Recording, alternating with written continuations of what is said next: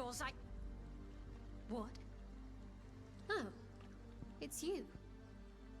I saw you on the ship. You survived, then? Suddenly I saw what she saw, felt what she felt. Anger, confusion, resolve. Ah! You. You've got the same thing I do. In your head. I felt it. Okay, so I have a whole bunch of dialogue options. So what just happened to us is because of the tadpole. I was already introduced to that in the tutorial. We call it mind melding. So we both have a tadpole in our head, and we can telepathically connect to each other. But I'm also very hungry. So I'm playing this from the point of view of Astarion, vampire spawn. So you will see that all of my choices will be tailored to being Astarion, essentially. So I'm going to stare at her and realize that I'm very hungry. What's the matter with you? Has that tadpole scrambled your brain already? So I can basically say, okay, well, I'll just feed, or I can swallow my urge and feign ignorance, which is what I'm going to do because I need a companion. Come on. The chase through hell, the creatures, what they did to us, the tadpole. That thing is going to consume us from the inside and turn us into mind flayers. You and I need a healer.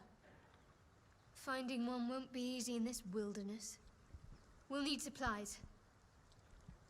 I'm hoping something of use might be behind these doors, but I've barely made a dent in them so far. Okay, so I can offer to help her, but I'm a rogue also, so I can tell her to save her strength, then that I'll pick the lock. By all means. I'm going to see what's at the top of this cliff. Hopefully there's no more of these creatures along the way. I will... Well, actually, I'll suggest that we join forces and say that that gives us better odds of survival. Or just company for our final moments. But you're right. Whatever lies ahead will be a little less daunting with support. You can call me Shadowheart. I can tell her that I'm Astarion, a reformed vampire spawn who can walk in the sunlight, or I can choose not to tell her, which is a good idea. And I can also question her what she knows about the things in each of our heads. Very little. Supposedly, those monsters breed by planting their tadpoles in people's heads. Over time, the infected victim turns into a mind flayer. I don't remember how long it takes, but we should hurry. So that's a problem. I'll introduce myself, Astarion. Lead the way, Astarion.